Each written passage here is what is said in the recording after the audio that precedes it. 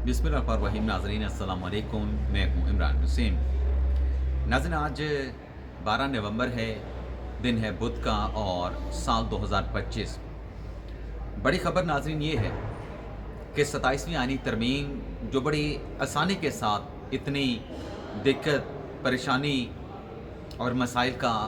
हुकूमत को सामना नहीं करना पड़ा, हुकूमती इत्तेहाद को, और सेनेट से ये तरमीम जो है किसी मुखालिफ वोट की बजाय जो है इस तरमीम को मंजूर करवा लिया गया।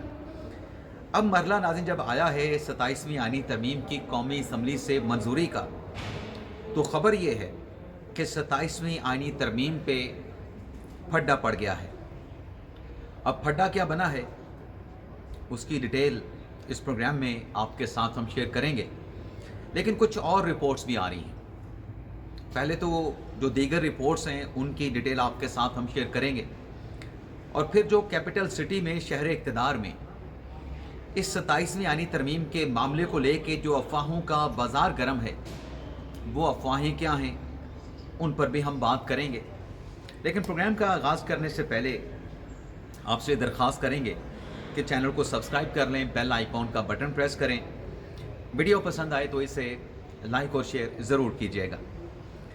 नाज़रीन, जिस वक्त मैं ये प्रोग्राम रिकॉर्ड कर रहा हूँ, कौमी असम्बली का इजलास जारी है। स्पीकर कौमी असम्बली अयाज सादिक साहब की सरबराही में, और इस सेशन में जो स्पीकर अयाज सादिक साहब हैं, उन्होंने अपोजिशन को एक मरतबा फिर मुज़ाकरात की ऑफ़र कर दी है कि मैं सहूलतकारी करने के लिए, फैसिलिटेशन करने के लिए तैयार हूँ। आप बैठें, आप बैठ के हुकूमत के साथ मुज़ाकरात करें। पहले भी आपको ऑफ़र किया था, मुज़ाकरात से मिल बैठ कर जो है आप मसाइल का हल निकालें। महमूद खान अचकज़ई साहब, जिन्हें अपोजिशन लीडर के तौर पर खान साहब ने नामज़द कर रखा है, तहरीरी दरख्वास्त भी स्पीकर के ऑफिस में दी जा चुकी है, लेकिन अभी तक उनको अपोजिशन लीडर के तौर पे अपॉइंट नहीं किया गया है। तो अचकज़ई साहब ने इन मुज़ाकरात की पेशकश को जो है वो एक्सेप्ट करने से इनकार कर दिया, ये कहते हुए कि आप हकीकी नुमाइंदे नहीं हैं, आपके साथ मुज़ाकरात नहीं हो सकते हैं। जिस पर अयाज सादिक साहब ने कहा कि ऐसी बात ना करें अचकज़ई साहब, आपका जो लीडर है इमरान खान, उसे मैं 2 मरतबा हरा के आया हूँ, और अभी जो मैंने इलेक्शन जीता है 18 फरवरी 2024 के इलेक्शन में, मेरी कामयाबी के ख़िलाफ़ कोई जो इलेक्शन उज़रदारी है, इलेक्शन जो पटिशन है, मेरी कामयाबी के ख़िलाफ़ या मेरी कामयाबी को किसी दरख्वास्त के ज़रिए ट्रिब्यूनल में चैलेंज नहीं किया गया है। लेकिन बैरिस्टर गौर साहब ने कहा कि हमने पहले भी मुज़ाकरात किए, हम अभी भी मुज़ाकरात के लिए तैयार हैं। हमारे बानी इमरान खान ने मुज़ाकरात का मैंडेट जो है वो महमूद खान अचकज़ई साहब को दे रखा है। लेकिन साथ में उन्होंने ये भी कहा, बैरिस्टर गौर साहब ने, कि हर मरतबा हमने मुज़ाकरात की कोशिश की, लेकिन हमारे बंदे उठाए गए, हमारे लोगों को जो है वो मारा गया, और हमारे लीडर बानी तहरीक इंसाफ इमरान खान के साथ हमारी मुलाकात भी नहीं करवाई जाती। अब नाजरीन, ये जो मुज़ाकरात की ऑफ़र है, ये बात आई गई हो गई। फ़िलहाल तो अपोजिशन ने इस पर कोई पॉजिटिव जो रिस्पॉन्स है वो नहीं दिया है। आज के अखबारात में 2 खबरें छपी हैं, एक डॉन में और एक दी न्यूज़ में। एक अंसार बासी साहब का आर्टिकल है, दूसरा असद मलिक साहब की खबर है, जिसमें यह कहा गया है कि गालिब इम्कान है कि 27वीं आईनी तरमीम जो है, आज इसे सेनेट से मंजूर करवाने के बाद जो है फौरी तौर पे गज़ट कर दिया जाएगा। जो चीफ जस्टिस कॉन्स्टिट्यूशनल कोर्ट हैं, उनका नाम का जो एक तरीक़ाकार है, एडवाइस करेंगे वज़ीर आज़म सदर को, उनका नोटिफिकेशन भी जारी हो जाएगा आईनी अदालत के चीफ जस्टिस की तैनाती का, और कल नए चीफ जस्टिस का, कॉन्स्टिट्यूशन कोर्ट के चीफ जस्टिस का जो हलफ है, उसकी तकरीब भी ऐवान सदर में मुनक्कद की जाएगी।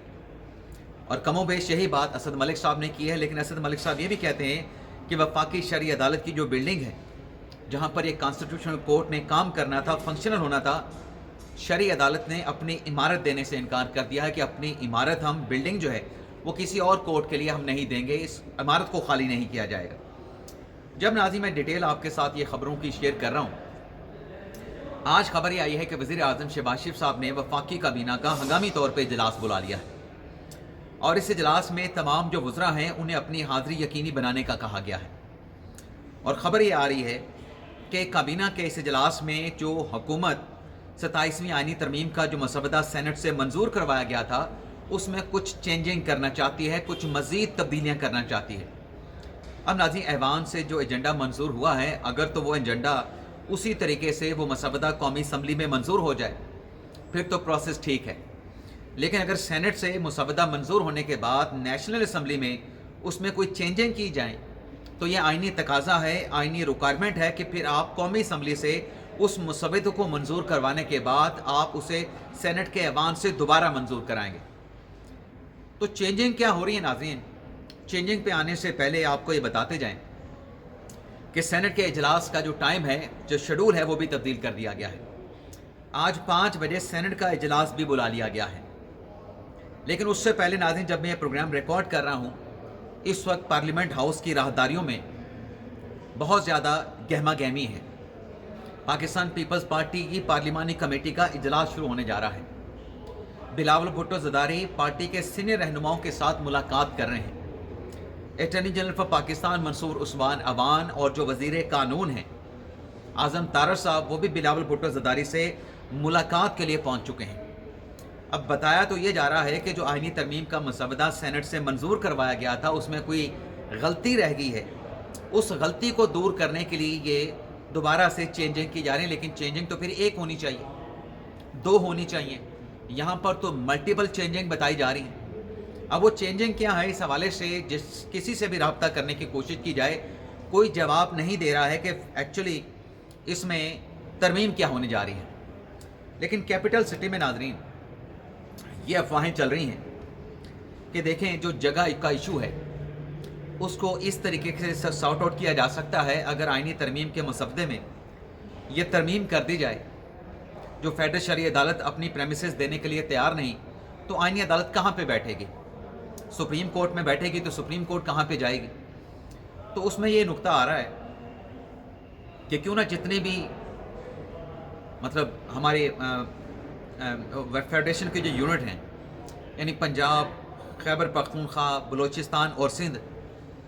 وہاں پر جو سپریم کورٹ کی رجسٹریاں ہیں ان سپریم کورٹ کی رجسٹریوں کو ایپلیٹ فورم جو ہے وہ قرار دے دیا جائے۔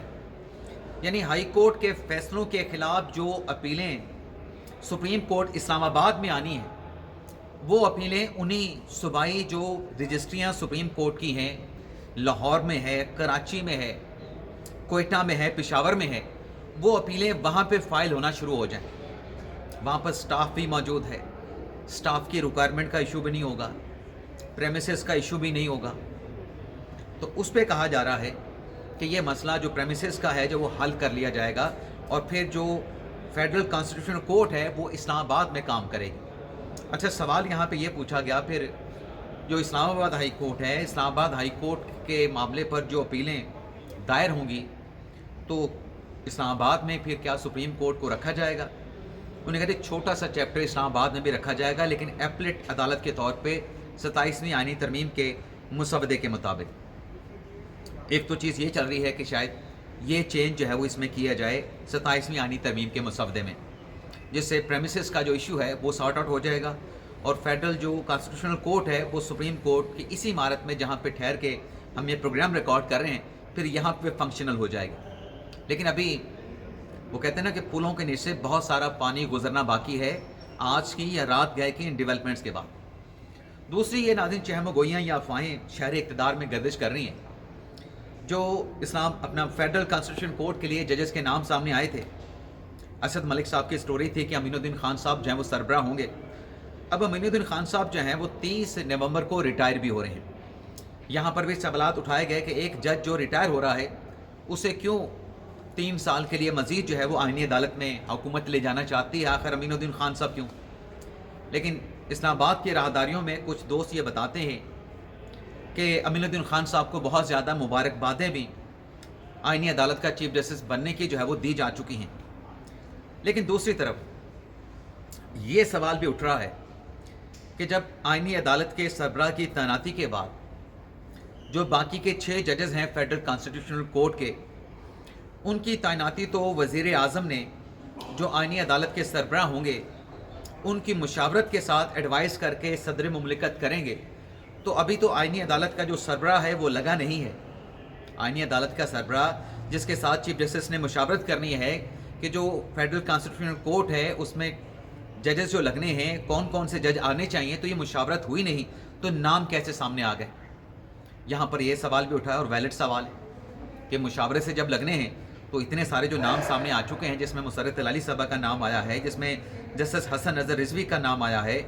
जिसमें अली बाकर नजफी साहब का नाम है, जिसमें आमिर फारूक साहब का नाम है, जिसमें सिंध हाई कोर्ट के जस्टिस के आगा का नाम है, जिसमें बलूचिस्तान हाई कोर्ट के चीफ जस्टिस रोज़ी ख़ान का नाम शामिल है। तो मुशावरे से पहले ये नाम फिर कैसे, ये नाम मीडिया में कैसे छप गए या रिपोर्ट कैसे हो गए, ये सवाल भी है। दूसरा नाज़रीन, जो अफवाहें डेडलॉक से मुतल्लिक हैं वो ये है, अब मैं अफवाहों का नाम ले रहा हूँ, कंफर्मेशन नहीं कर रहा,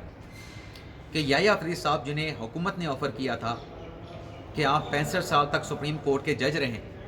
बजाय इसके कि आप अक्टूबर 2027 में सुप्रीम कोर्ट के चीफ जस्टिस का जो 3 साल का टेन्योर है मुकम्मल करने के बाद आप रिटायर हो जाएं, आपकी जो मयाद रहती है 2.5 साल की मज़ीद, आप 65 साल तक बतौर चीफ जस्टिस सुप्रीम कोर्ट काम करें और मार्च 2030 में जाके आप रिटायर हैं। तो याह्या अफरीदी साहब ने ये हुकूमत की जो ऑफ़र थी इसको ठुकरा दिया था, इसे एक्सेप्ट करने से इनकार कर दिया था। लेकिन अब ये कहा जा रहा है कि जो याह्या अफरीदी साहब हैं उनकी तरफ से कहा गया है कि अगर वो आईनी अदालत के चीफ जस्टिस ना बने, अगर वो आईनी अदालत के चीफ जस्टिस ना बने तो फिर वो chief justice of supreme court भी नहीं रहेंगे। अफवाहें ये गर्म हैं कि याह्या अफरीदी साहब से जुड़ी जो बातें की जा रही हैं कि अगर वो आईनी अदालत के चीफ जस्टिस ना बने तो वो अपने ओहदे से रिज़ाइन कर जाएंगे, और इस बात पे याह्या अफरीदी साहब जो है वो डटे हुए हैं। और इन अफवाहों में फिर ये भी कहा जा रहा है कि इस मामले को लेके, इस डेडलॉक को लेके, अफरीदी साहब की इस बात को लेके कि वो अगर आईनी अदालत के चीफ जस्टिस ना बन सके तो फिर वो सुप्रीम कोर्ट के चीफ जस्टिस भी नहीं रहेंगे, तो एक नई कंट्रोवर्सी, एक नया तनाज़ा क्रिएट हो जाएगा। तो इस मामले को लेके जो है वो मुस्लिम नवाज़ और मुस्लिम नवाज़ यानी हुकूमत और पाकिस्तान पीपल्स पार्टी की दौड़ें लगी हुई हैं कि अब इस मामले को फौरी तौर पे कैसे सॉर्ट आउट किया जाए। तो इसलिए शायद ये जो तरमीम होने जा रही हैं, उन तरमीम में शायद ये जो चीज़ें, जो मसाइल, जो मुश्किलात सामने आ रही हैं, शायद उसको सॉर्ट आउट करने के लिए ये तरमीम अब 27 में आनी तरमीम के मुसवदे में हुकूमत करना चाहती है। अगर तो नाज़रीन याह्या अफरीदी साहब आईनी अदालत के चीफ जस्टिस बन जाते हैं तो इस सूरत में अगले जो चीफ जस्टिस हैं सुप्रीम कोर्ट के, उनके उम्मीदवारों में मंसूर शाह साहब भी आ जाएंगे, नए चीफ जस्टिस के उम्मीदवारों में मुनीब अख्तर साहब भी आ जाएंगे, और नए उम्मीदवारों में अमीनुद्दीन खान साहब भी आ जाएंगे अगर कहीं 27 में आनी तरमीम के मसवदे में ये भी शामिल ना कर दिया जाए कि जो चीफ जस्टिस बनेगा सुप्रीम कोर्ट का उसकी मयाद भी 68 साल की हो जाएगी सिर्फ चीफ जस्टिस की। तो अमीनुद्दीन खान साहब भी दौड़ में आ सकते हैं, याह्या अफरीदी साहब वहाँ पे चले जाएं, अमीनुद्दीन खान साहब यहाँ पे चीफ जस्टिस बन जाएं। लेकिन अगर ये रास्ता नहीं निकलता, अमीनुद्दीन खान साहब को बतौर जज कॉन्स्टिट्यूशन कोर्ट ले जाया जाता है और अफरीदी साहब चीफ जस्टिस बन जाते हैं कॉन्स्टिट्यूशन कोर्ट के, तो फिर इम्कान है कि सुप्रीम कोर्ट का जो चीफ जस्टिस है, जैसे मैंने बताया कि 2 नाम या अपने मंसूर शाह साहब और मुनीब अख्तर साहब ये उम्मीदवार होंगे जो पैनल जाएगा। तीसरा फिर नाम आएगा जैसे जमाल खान मंदोखेल साहब का, कि वो भी चीफ जस्टिस की दौड़ में आ सकते हैं। तो बहुत सारे नाज़रीन हैपनिंग बड़ी तेज़ी के साथ हो रही हैं। हतमी तौर पे क्या होता है, पीपल्स पार्टी के रहनुमा साबिक वज़ीर आज़म यूसुफ रज़ा गिलानी के बेटे अली गिलानी से जब ये सवाल पूछा गया तो उन्होंने लाइलमी का इजहार किया कि मुझे नहीं मालूम कि 27वें आईनी तरमीम के मसवदे में कोई तब्दीलियों के साथ उसे कौमी असम्बली से मंजूर करवाया जाएगा, लेकिन जो भी उन्होंने कहा कि अगर तब्दीलियाँ की गई तो फिर सेनेट के ऐवान से उसकी मंजूरी ले ली जाएगी। अब इरफान सदीकी साहब का इंतकाल हो चुका है, अल्लाह ताला उनकी मग़फ़िरत फरमाए, जो सोगवारान हैं उन्हें ये सदमा बर्दाश्त करने की हिम्मत और इस्तकामत अता फरमाए। अगर ऐसा ही होता है, कोई तरमीम की जाती हैं 27वीं आईनी तरमीम के मसवदे में,